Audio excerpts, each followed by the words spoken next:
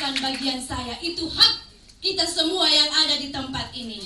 Kita berada, kita diberi pengajaran yang sama, kita diberi bimbingan yang sama. Bahkan Allah mengurapi kita dengan roh yang sama, yaitu Roh Kudus. Saya percaya dalam diri setiap kita ada api Tuhan yang akan bergerak dari tempat ini kemana Tuhan mengutus kita. Puji Tuhan, kemuliaan bagi namanya. Ya, saudaraku, saya akan berbagi dan saya rindu biarlah melalui kesaksian ini setiap kita boleh mengerti. Ya, saudaraku, satu hal yang perlu kita mengerti bahwa bukan kebetulan saudara dan saya ditanam Tuhan di gereja ini. Itu dulu yang harus kita mengerti. Kalau saudara mengerti bahwa saudara di tempat ini dikirim Tuhan untuk dibimbing dan dididik, diperlengkapi, itu modal awal kita untuk kita bergerak untuk kemuliaan Tuhan. Puji Tuhan, saudaraku, saya tahu apa yang saya lakukan masih terlalu sedikit, mungkin kalau saya katakan terlalu kecil untuk saya saksikan, tapi saya rindu biarlah ini menjadi berkat buat kita semua. Nah, saudaraku, Papi pernah tanya saya pertanyaan yang terus saya renungkan. Apa sih yang membuat kamu selalu ingin bergerak? Waktu itu saya nggak jawab, saudaraku. Saya cuma renungkan terus dan saya temukan jawabannya. Kenapa? Karena apa? Tuhan sudah merubah mental saya melalui gereja ini. Dari mental tenaga Kristus wanita, tenaga kerja wanita, menjadi tentara Kristus wanita. Mental seorang tentara pasti memiliki jiwa perang. Jiwa untuk bergerak. Dan saudaraku, ilustrasinya Papi sangat bagus, luar biasa. Saudara, saya percaya semua di sini kalau ditanya siapa tentara pasti jawabnya iya. Iya Pak ya? Ya. Tapi mari kita lihat diri kita masing-masing. Kita punya mental seorang prajurit. Enggak? Prajurit itu kita semua tahu. Dia maju di medan perang, saudaraku. Ya.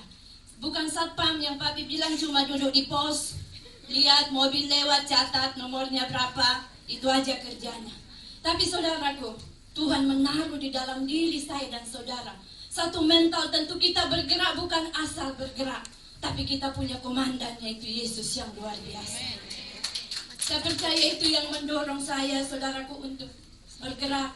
Dan puji nama Tuhan, ya, saya seperti yang sudah dijelaskan tadi, bahwa kalau kita dekat dengan Tuhan, pasti Tuhan taruh isi hatinya dalam setiap kita. Saya bukan saudaraku, apa yang saya lakukan. Ya, mungkin saya cerita, puji Tuhan ya, saya cuti kemarin bulan Mei, dan Tuhan menaruh satu visi di dalam diri saya untuk mengadakan seminar. Ini saya lakukan sudah 3 tahun lalu, waktu saya cuti tahun lalu, tetapi itu hanya untuk khusus anak-anak muda.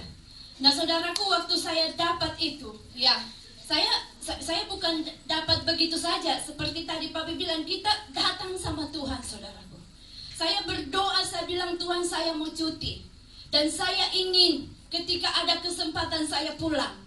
Saya tidak pulang dengan kosong, tapi saya rindu apa yang Tuhan sudah berikan, pengetahuan, ya, pengajaran yang sudah Tuhan karuniakan kepada saya tidak mau nikmati sendiri.